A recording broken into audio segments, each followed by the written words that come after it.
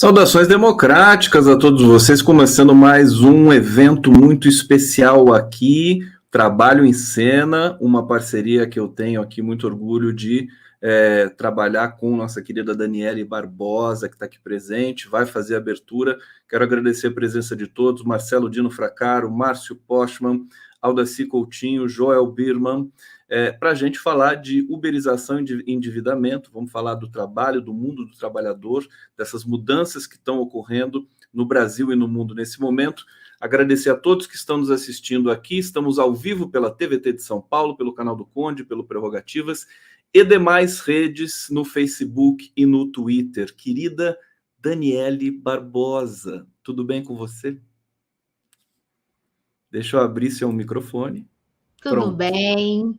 Boa noite, Conde. Boa noite, Aldaci e Joel, que somos companheiros de bancada neste programa, que, em geral, acontece na última sexta do mês. Hoje eu pensei, para essa nossa roda de conversa, falarmos sobre a uberização e o endividamento. E é com grande alegria que a gente recebe o professor Márcio Postman, professor economista Márcio Postman, o sociólogo, gestor cultural e motorista de app Marcelo Dino. Ambos participaram da coluna Trabalhadores de Apps em Cena. E este programa, a ideia é que a gente também promova estes encontros para aprofundarmos o diálogo. Então, Conde, passo para você iniciar os trabalhos. Opa, vamos lá então. Então, pela ordem aqui, pelo nosso roteiro, a palavra vai para Márcio Postman, queridíssimo economista, presidente do Instituto Lula nesse momento, já foi presidente do IPEA, né, Postman? E a palavra está contigo. Fica à vontade. Muito obrigado, muito agradecido pelo convite, pela oportunidade de fazer parte desse diálogo, nesta programação que traz sempre temas instigantes, temas que buscam justamente sair um pouco da perspectiva tradicional. Então, saudação a você, Conde, a Daniela, é claro, ao Marcelo, que estaremos dialogando aqui, ademais da Aldaci e Joel, que fazem parte da bancada. Bom, as duas palavras, uberização e endividamento, me parece importante chamar a atenção logo de início, que são, digamos, duas palavras de um mesmo processo. E é um pouco essa a perspectiva que eu gostaria aqui de apresentar. A uberização, na realidade, está relacionada, um conceito que vem se fortalecendo para explicitar um tipo de trabalho, um trabalho, de maneira geral, desconectado da trajetória pela qual o Brasil já vinha de muito tempo, que era a trajetória do assalariamento, e especialmente o emprego assalariado associado a alguma proteção social e trabalhista, a possibilidade do trabalho ter identidade e pertencimento, e esta identidade associada a uma categoria de trabalhadores e pertencimento a um conjunto de benefícios que valorizariam o trabalho, seja com a possibilidade de limites de jornada máxima de trabalho, descanso semanal, férias, feriados, remuneração mínima, a possibilidade de aposentar-se após um determinado tempo de exercício do trabalho, e a possibilidade também de recorrer à justiça do trabalho, uma justiça especial para tratar do tema do trabalho, tendo em vista que ele era considerado não uma mercadoria como qualquer outra, e que justificaria, portanto, ter uma justiça que olhasse o trabalho diferente de banana, diferente de um contrato comercial civil. Bom, então essa trajetória, na verdade, ela vem sofrendo alterações e, portanto, a uberização explicitaria, portanto, uma outra forma em que o trabalho não teria esta valorização, não teria acesso à justiça do trabalho, nem acesso a uma representação, e muito menos direitos sociais e trabalhistas. portanto, a uberização, ela, de certa maneira, refletiria algo mais amplo pela qual o Brasil estaria submetido, que é a forma com que hoje nós nos encontramos inseridos no mundo, inseridos na globalização, inseridos na divisão internacional do trabalho, ou seja, olhando o mundo, como o trabalho se divide. Não é? E essa divisão ela é dada, basicamente, pela capacidade que cada país tem de produzir e exportar bens e serviços digitais, né, que são, basicamente, produtos e serviços que caracterizam o que muitos identificam como sendo a era digital, não é? A era em que tudo está digitalizado, que praticamente se transforma em dados que servem de modelo de negócio para grandes empresas. Então, nesta nova divisão internacional do trabalho, da era digital, nós temos, de um lado, os países que produzem e exportam bens e serviços digitais, que não são muitos, diga de passagem, e há uma maior parte dos países que, sem capacidade de produzir esses bens e serviços digitais, praticamente se transformam em consumidores desses bens. Né?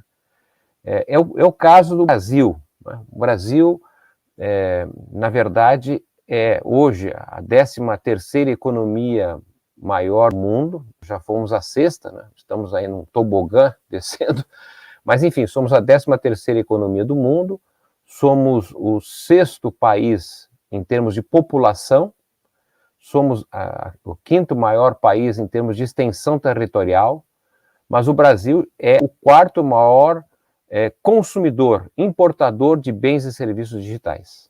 Né? Então, estamos falando aqui de computador, de celular, de tablets, né?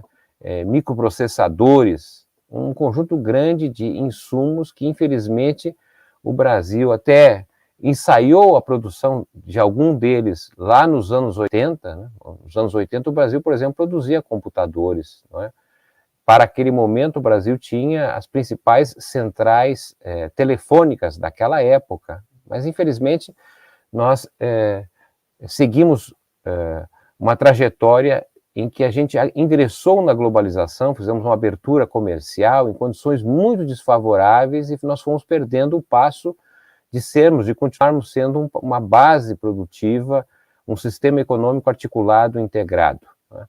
Então, o que eu quero chamar a atenção é que nessas condições em que nós estamos submetidos no mundo como consumidores, ou seja, para consumir esses bens e serviços de alta tecnologia, com maior valor agregado, né, o Brasil, para poder ter acesso a esses bens para nós, como indivíduos, consumidores, termos acesso a esses bens, a gente depende, na verdade, da produção e exportação de bens primários. Ou seja, produzindo soja, produzindo minérios, entre outros produtos, com menor valor agregado, menos intensivo em tecnologia, não é? Nós dependemos da produção e exportação desses bens para gerar, digamos, a moeda pela qual nós conseguimos pagar o que nós consumimos. Então, esta circunstância nos leva a ter a possibilidade de ocupações muito precárias, nesse sentido, uberizadas. É óbvio que há, mesmo nos países que produzem bens e serviços digitais, né, estamos falando, por exemplo, de Singapura, Coreia do Sul, a China, a Alemanha, Estados Unidos, entre outros. Obviamente que lá também há trabalho uberizado, mas, de maneira geral, é um trabalho que, de certa maneira, está vinculado à capacidade desses países produzir esses bens mais elaborados e portanto, garantem condições melhores em termos de ocupação e de renda para os trabalhadores. Não é por menos que nós estamos assistindo, inclusive, né, esse movimento de migração internacional, que é, muitas vezes, a saída, o deslocamento da população de países que não conseguem gerar ocupações de qualidade. Então, a mão de obra mais preparada, que tem maior acesso à educação, termina se deslocando, né, o que se denomina como fuga de cérebros. O Brasil, por exemplo, tem hoje cerca de 4,3 milhões de brasileiros fora do nosso país, né, justamente nesses países onde as possibilidades ocupacionais e de renda são melhores. O Brasil já está muito parecido com o México, por exemplo, que atualmente no México os recursos recebidos por transferências de renda de mexicanos que estão nos Estados Unidos para o seu país de origem é maior, quando somado, do que o próprio investimento direto de empresas estrangeiras. E a quantidade de recursos que o Brasil atualmente recebe por brasileiros que estão fora é crescente e é significativa, indicando justamente que nós, que fomos ao longo do nosso tempo um país que recepcionava imigrantes, passou, na verdade, a ser um país que, infelizmente, vive dessa situação de fuga de cérebro. Então, essa é uma parte deste processo mais amplo pelo qual o Brasil está inserido no mundo como um país que produz produtos primários, né? O Brasil é uma potência agromineral, né? Não é um mal, eu não quero dizer que seja um mal ser um país produtor, pelo contrário. O problema é que nós só somos, digamos, especialistas nesta produção e nós deveríamos, certamente, internalizar a produção desses bens industriais e bens de serviços digitais. Isso é possível, tá certo? Mas, obviamente, que isso não ocorre naturalmente, espontaneamente. Necessita, digamos assim, de uma maioria política, de uma decisão governamental que, por hora, nós não temos. E, para terminar, do ponto de vista do endividamento, né? Estamos falando de uberização e endividamento. O endividamento é também parte desse mesmo processo pelo que o Brasil está inserido nas condições de exportador de produtos primários e, portanto, as condições ocupacionais que nós temos são ocupações uberizadas, precárias, sem direitos sociais e trabalhistas, e que expressam, eu diria assim, uma espécie de dissolução da relação salarial, não é? Nós vínhamos de um período em que, em geral, quem tinha emprego assalariado, com carteira de trabalho, tinha uma renda que lhe permitiria sair da condição de pobreza. O trabalho uberizado, em grande medida, não é, se transformou, na verdade, naquilo que os ingleses chamam working poor, ou seja, na verdade, um trabalhador pobre. Mesmo tendo ocupação, a renda que ele recebe muitas vezes não é suficiente para atender a totalidade do custo de vida. Então, isso significa, na verdade, que ele vai buscar complementações de renda para além da relação salarial. Eu até ousaria dizer que se trata de uma nova relação de trabalho, uma relação débito e crédito, ou seja, o trabalhador, a trabalhadora sabe que para poder cumprir, não é, o mês, ela precisa pagar a moradia, a alimentação, o transporte, a vestimenta, entre outros gastos. Mais ou menos cada um sabe o quanto custa viver. E diante desse custo, ele considera a renda que ele recebe, digamos, do trabalho que tem a ver com assalariamento, muitas vezes, e ele percebe que é insuficiente a renda e, portanto, ele passa a realizar outras atividades complementares. São os trabalhos gerais. E esse trabalho geral, né, em busca de uma renda. Esta renda pode vir de qualquer circunstância, legal ou até mesmo ilegal. É uma renda que pode vir de programas sociais, de transferência de renda, por exemplo, mas pode vir também do endividamento, que é a condição pela qual ele utiliza para poder, então, tentar fechar a conta naquele mês, para dar conta da sua situação de sobrevivência, não é? Então, o endividamento, digamos assim, é a parte pela qual o andar de baixo, né, a população trabalhadora de menor remuneração, participa do chamado rentismo, né, que é a situação pela qual o capitalismo brasileiro permite que uma parcela da população, de forma improdutiva, viva depositando os seus recursos no sistema financeiro. Né. Nós devemos chamar a atenção para o fato que o Brasil tem hoje cerca de 6 trilhões de reais, é uma quantidade muito grande de recursos que estão depositados no sistema financeiro, praticamente lá estancados, esperando que a taxa de juros, não é, recompensem esse depósito. É uma parcela de brasileiros muito ricos que são amantes dos juros. Eles dependem dos juros para poder valorizar o seu estoque de riqueza. E o que acontece é que, de outro lado, digamos, o andar de baixo, não é, ao não ter condições para sobreviver suficientemente, dado a uberização, os baixos remunerações, ele se endivida. E hoje nós temos praticamente a cada 10 famílias, 8 que estão endividadas, certo? E a dívida, o pagamento da dívida passa a ser, então, uma parte do ganho desse trabalhador que é deslocado para o sistema financeiro, para os rentistas. Então, gostaria justamente nessa participação de buscar dar uma explicação um pouco mais ampla, não é, que envolveria justamente essas duas palavras, uberização e endividamento, no mesmo processo. Ou seja, se o Brasil consegue romper com a forma com que hoje ele está inserido no mundo, possivelmente nós teríamos respostas melhores, soluções para o problema da uberização e do próprio endividamento, não é? Veja, por exemplo, que esses programas de transferências de renda que nós estamos assistindo agora, justamente num período eleitoral, estranhamente sendo ofertados agora, não é? São recursos que, de certa maneira, os pobres, os endividados, não é? A população brasileira que tem acesso a esses bens, assume a condição de uma espécie de intermediário, recebe o benefício, não é? E como sabemos, a população pobre não poupa, ela gasta tudo o que ganha, pois ganha tão pouco que esse pouco não é suficiente nem para viver. Então, o recebimento desta transferência de renda governamental, não é? Ela entra na conta desse trabalhador ou da trabalhadora, mas imediatamente se transfere para o pagamento de bens, não é?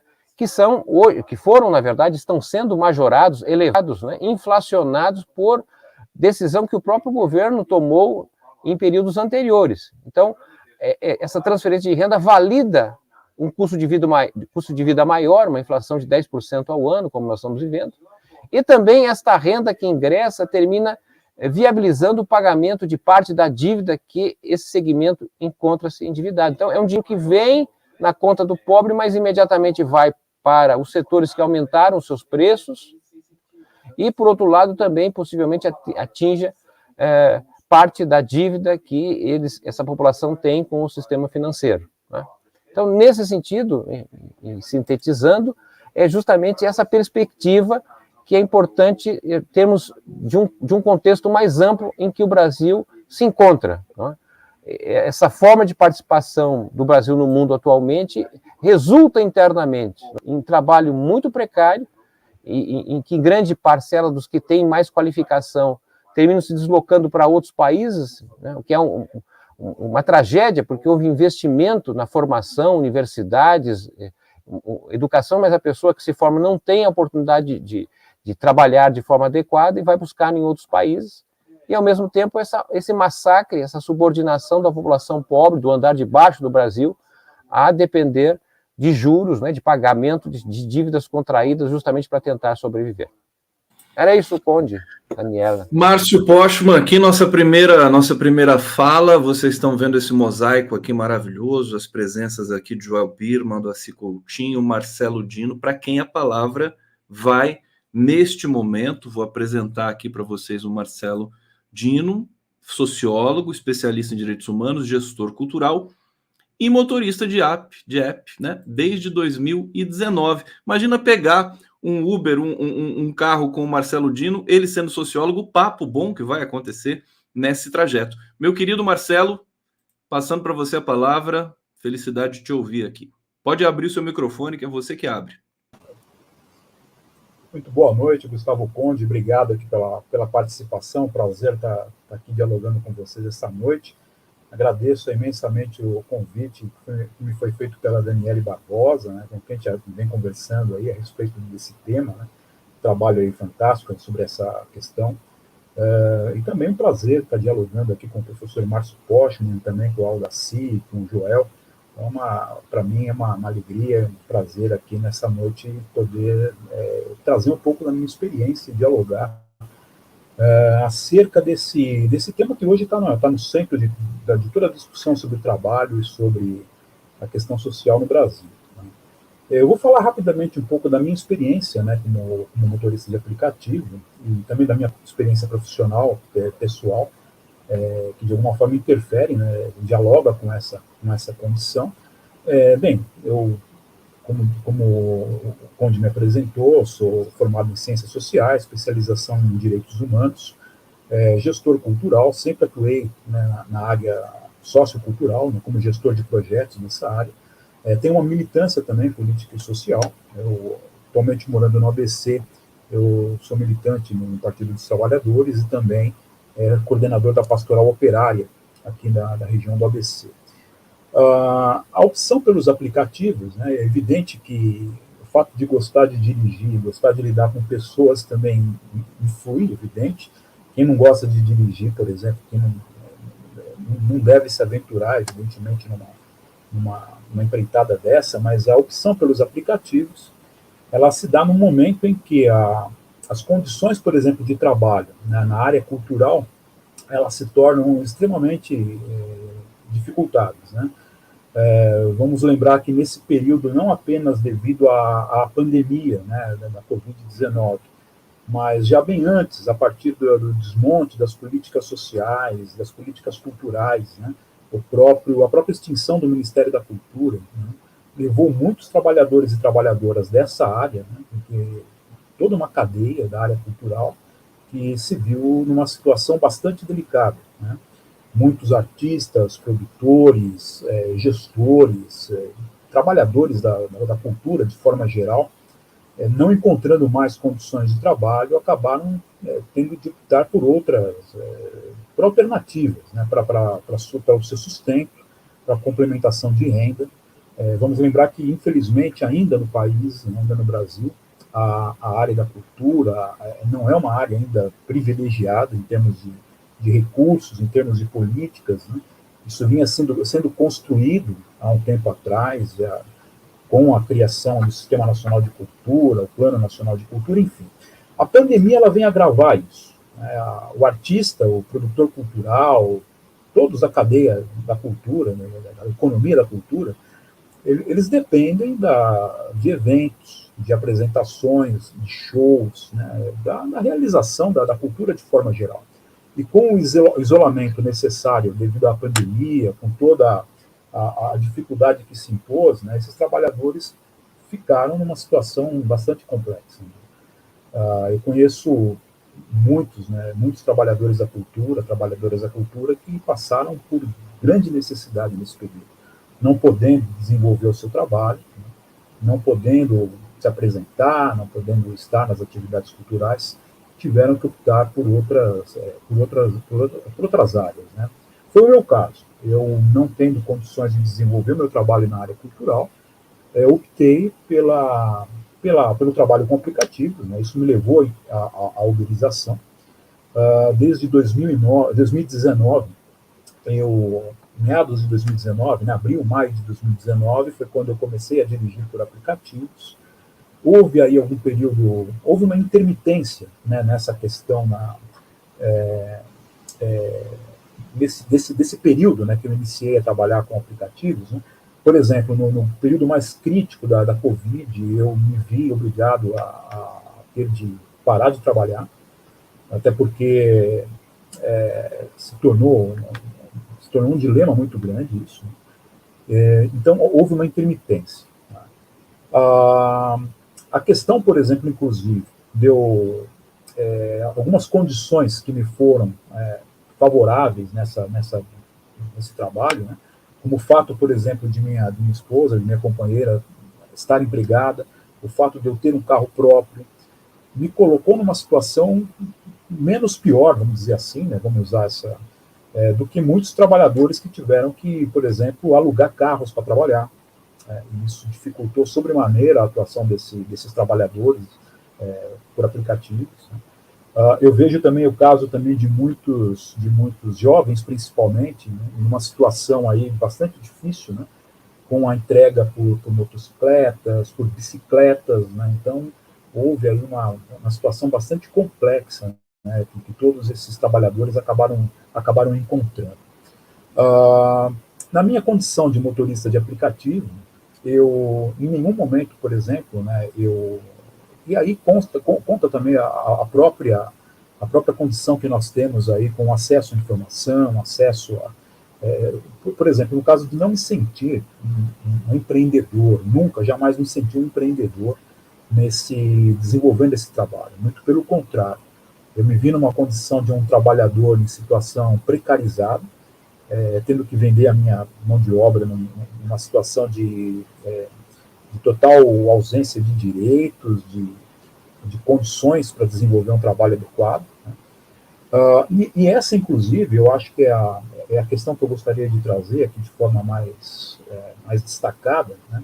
Até também como, não só como gestor na área da cultura, mas também como participante de movimentos sociais, como coordenador hoje na Pastoral Operária. A gente assim, tem contato com muitos trabalhadores, né, com muitas entidades de trabalhadores, associações, os sindicatos, né, onde esse debate está posto, onde esse debate está colocado. E uma das grandes dificuldades que nós temos hoje é, por exemplo, de dialogar com esses trabalhadores em situação de precarização. Há uma... por que dificuldade? Né? A ideologia do empreendedorismo, né, nesse modelo que nós estamos, né, nesse modelo neoliberal, ela acaba afetando de tal maneira o trabalhador que ele se vê em dificuldade de se entender como trabalhador. Então, essa ideologia ela perpassa toda uma grande parcela, vamos dizer assim, da classe trabalhadora, né? E isso dificulta, inclusive, a organização desses trabalhadores e dessas trabalhadoras, no sentido, inclusive, da própria luta por seus direitos, né? Da própria tomada de consciência com relação aos seus direitos enquanto trabalhadores, né? A condição precarizada oferecida pela uberização, o trabalho uberizado, ele dificulta, né, o fortalecimento de uma consciência, o fortalecimento de uma solidariedade de classe, vamos dizer assim, a esses trabalhadores, no sentido de não só de defender os seus direitos, mas até de se perceber como trabalhadores, né? É muito destacado isso, por exemplo, em algumas conversas que nós temos com muitos trabalhadores, no sentido de que essa ideia do empreendedorismo atingiu frontalmente. Bom, é um pouco essa a minha contribuição, né, falando um pouco da minha experiência nesse trabalho com os aplicativos, né, e também na experiência que nós temos aí no contato com a militância, com os movimentos e tudo mais, que eu gostaria de trazer para o debate essa necessidade aí, essa dificuldade de organização dos trabalhadores para vencer essa questão da precarização do trabalho na luta por seus direitos.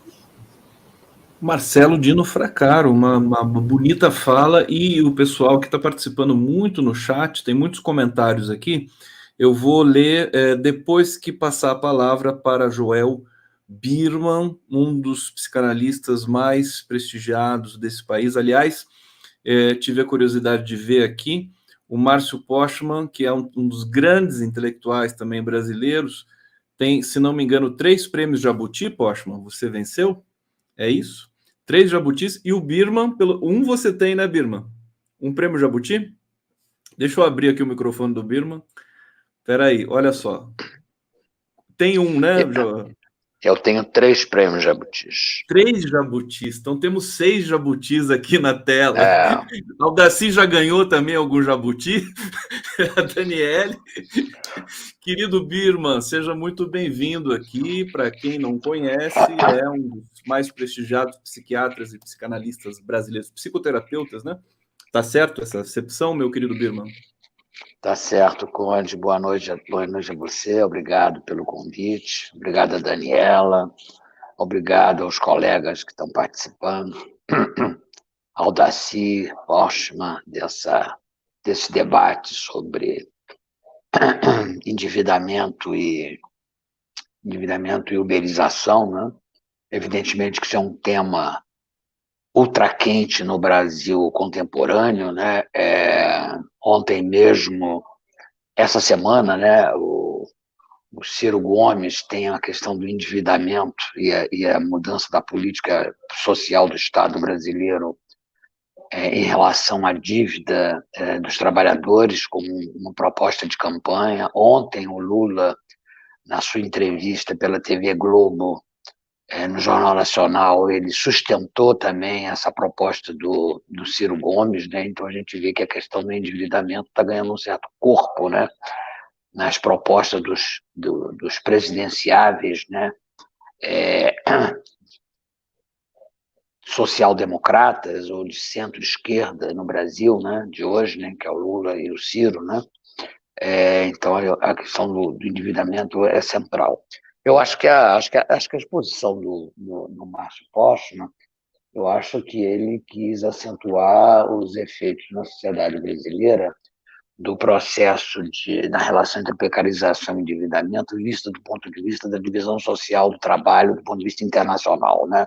Como é que o fato do Brasil ter entrado atrasado, entre aspas, na cena dos novos bens valoráveis, né? Que são esses bens digitais, né?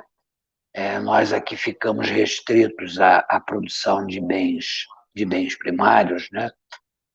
Agrominerais, como ele diz, né? O agronegócio e os bens minerais, né?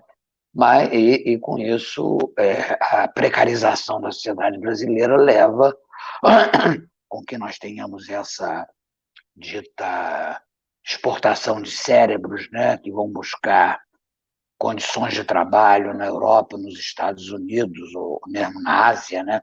Onde eles podem ser mais bem remunerados e podem mais exercer um trabalho com uma densidade simbólica maior, né? Quer dizer, eu acho que a tese do Márcio é que é preciso, né, sair dessa condição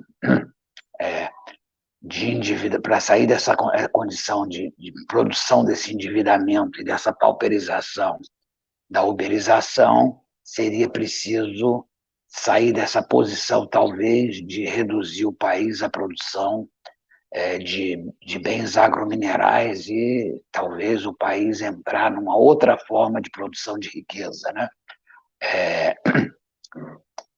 Agora, a questão que eu acho que o Marcelo trouxe também uma coisa muito interessante, né? Mostrar os efeitos dele, que trabalhava na área cultural, né? De como ele foi levado, né? De roldão para o trabalho uberizado, né? Pela impossibilidade de manter um trabalho na área de produção cultural, na medida em que o Ministério da Cultura e as políticas culturais do Brasil foram inteiramente destruídas, né, pelo governo Bolsonaro, né?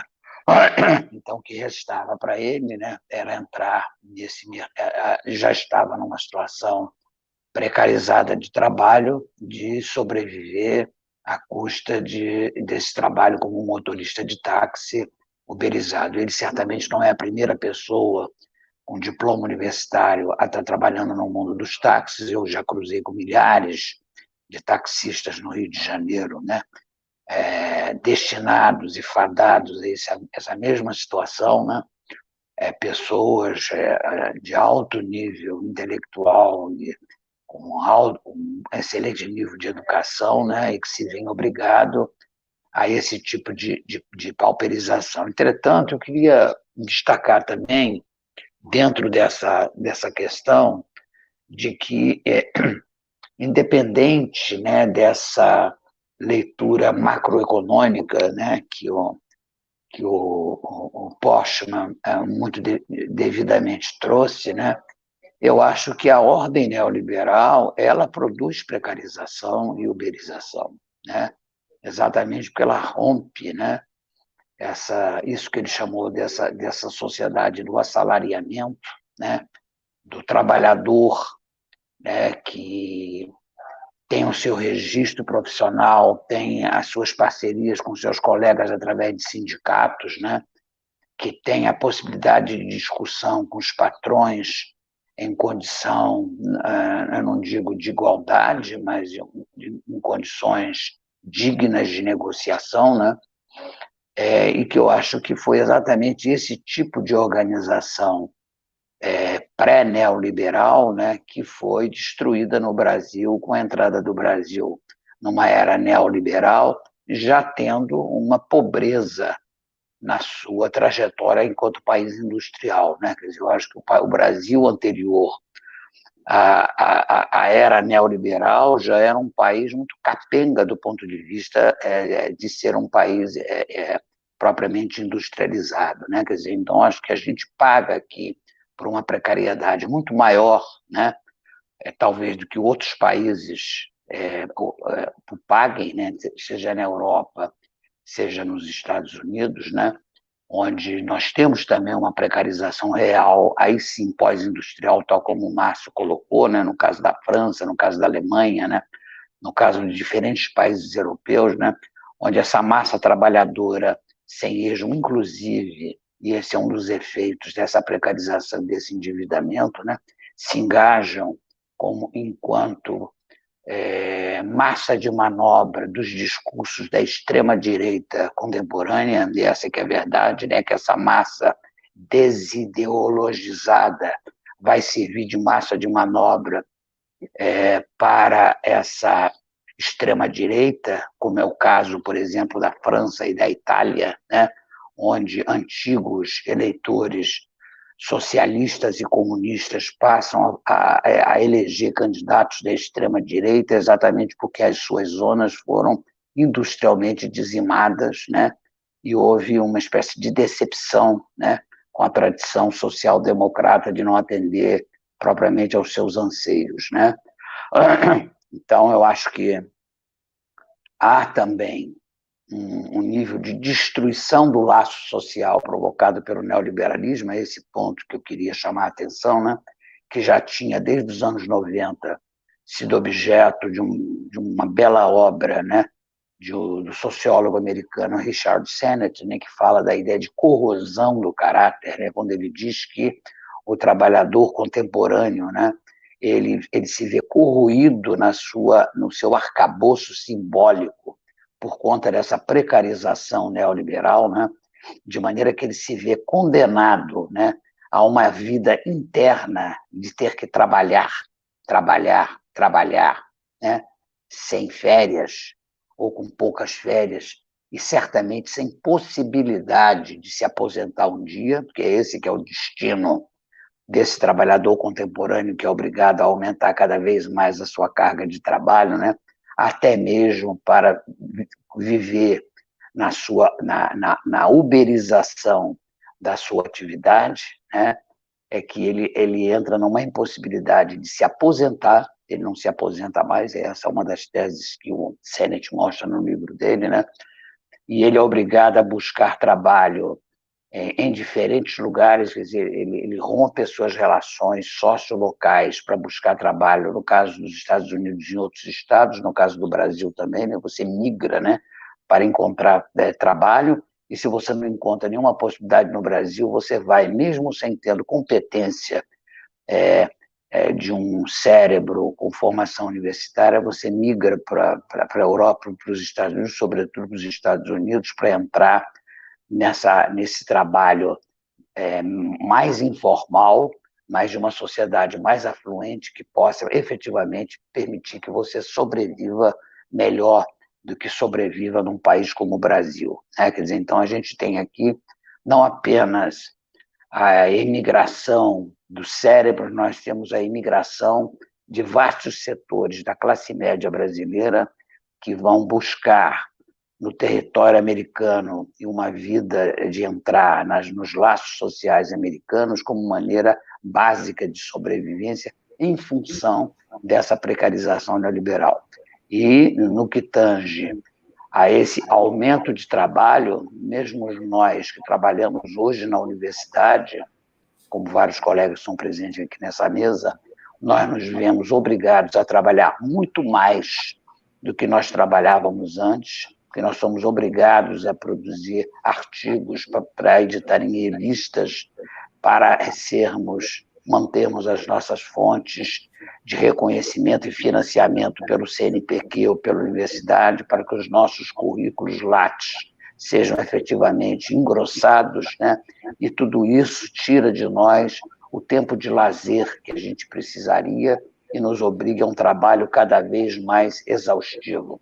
E eu observo que esse tipo de modelo de trabalho, em que a gente está sempre devendo ao mundo mais e mais e mais, eu observo o mesmo processo acontecendo com os meus colegas europeus universitários, né? Em que eles estão sempre devendo,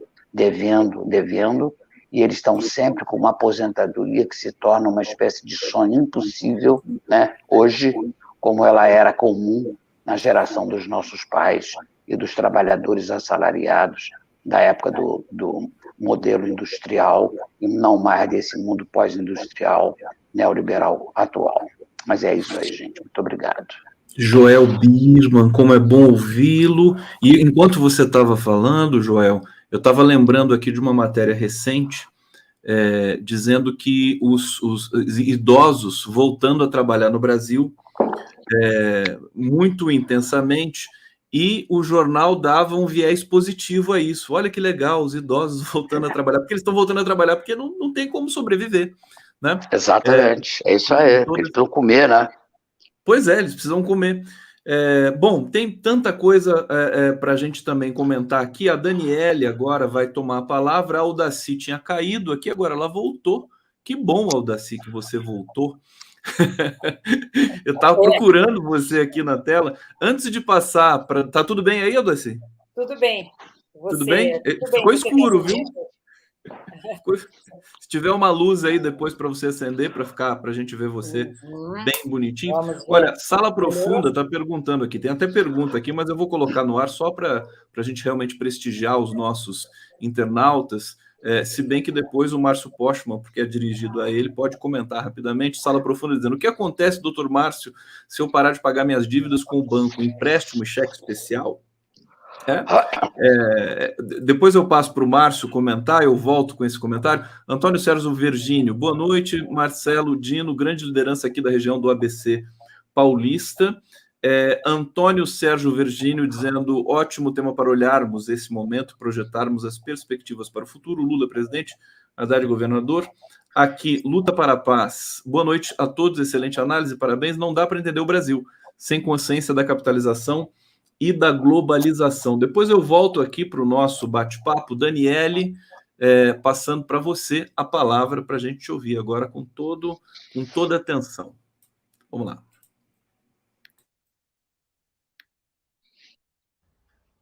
Bom, liberado o som.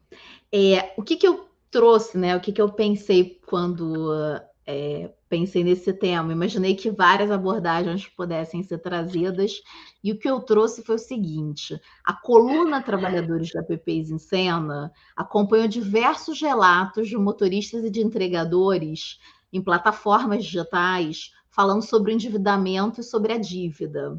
Então, eu vou fazer um breve apanhado de algumas questões que eu escutei, que eu considero importante resgatar para a nossa conversa de hoje.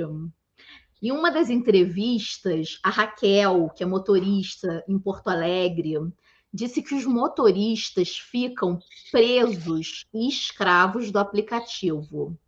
Abre aspas. Porque tu assume dívidas, tu compra carro, faz seguro, tu tem todo o investimento em volta do teu veículo e tu acaba ficando escravo daquela dívida. E aí tu não consegue mais sair do aplicativo, porque é inviável. E finaliza dizendo que, mesmo tendo os ganhos reduzidos em mais de 50%, devido à elevação do preço da gasolina, da manutenção e das despesas básicas de casa, os trabalhadores ainda estão, nas palavras dela, refém dos aplicativos. Então, o que acontece? Essa noção de que são prisioneiros, escravos, reféns dos aplicativos e das dívidas apareceu em diversos relatos da coluna. E isso me remete ao filósofo e sociólogo Maurício Lazarato, quando da análise da dívida como uma nova técnica de poder. Ele vai trazer o seguinte questionamento: que preparação, abre aspas, né? Que preparação melhor para a lógica do capital e para suas regras de rentabilidade, de produtividade e de culpa do que entrar no mercado de trabalho endividado? Imprimindo no corpo e nos espíritos a lógica dos credores, a educação pela dívida não é a iniciação ideal aos ritos do capital? É uma questão que ele lança e que eu acho que a gente pode pensar. Ele está pensando nos universitários, estudantes universitários americanos, e a gente pode pensar isso para o trabalhador uberizado. Em outro relato, o Wellington, que é entregador no Distrito Federal, em Goiás, aponta um outro elemento importante na compreensão do funcionamento do capitalismo contemporâneo. Ele vai dizer, aspas, fazer um investimento cada vez maior para se manter dentro da estrutura de trabalho proposta por esses aplicativos, o que causa realmente o endividamento. E cita que a motocicleta, que acaba tendo que ser parcelada, pois não haverá outra solução para uma pessoa que acabou de ficar desempregada. Por fim, acho isso muito importante que ele trouxe na fala dele, por fim ele nos revela qual é o mecanismo para financiar essa dívida, para comprar essa moto, que é comprando por meio do crédito da mãe, do irmão, de terceiros. O que, segundo ele, torna a pessoa muito mais refém daquela dívida. Em outro trecho, ele vai dizer, porque quando é o seu nome, é uma coisa, mas quando é o nome de outra pessoa, fica complicado. E completa. E eu vejo isso cada vez mais na minha vivência com o público, né, de trabalho com os motoqueiros. Fecha aspas. Eu vejo aqui um exemplo de como o endividamento, em razão do trabalho precarizado em plataformas, está se estendendo à família e fazendo com que este trabalhador se sinta ainda mais culpado, ainda mais refém da dívida e desse trabalho. O Lazzarato, ele vai dizer que o crédito produz uma modalidade específica de subjetivação. Então, o endividado é individualmente o único responsável diante do sistema bancário. Ele não pode contar com nenhuma solidariedade, exceto a da família, com o risco de endividá-la. Então, o Lazzarato fala sobre isso, e a gente está vendo exatamente na coluna dos trabalhadores de APPs o relato do Wellington falando sobre esse endividamento, esse pedido de crédito agora para a mãe, para o irmão, para terceiros. E ele vai dizer, o Lazzarato, que o endividado ele interioriza as relações de poder em vez de externalizá-las e combatê-las, porque ele se sente envergonhado e culpado. Já o Marcelo, que é motorista, entregador em Porto Alegre, chegou a mencionar nos relatos da coluna que se trata de um ciclo vicioso, já que o que este trabalhador em plataforma digital, abre aspas, consegue na rua é só para pagar as dívidas. E conclui dizendo que este trabalhador, aspas novamente, acaba tendo que fazer mais dívida para poder trabalhar. Segundo Lazzarato, a dívida, quando ele analisa de cada estudante, hipoteca simultaneamente seus comportamentos, seus salários e seus rendimentos futuros. E, para mim, o mesmo parece acontecer com os motoristas e os entregadores em plataformas digitais, conforme esses relatos que a gente está podendo trazer aqui.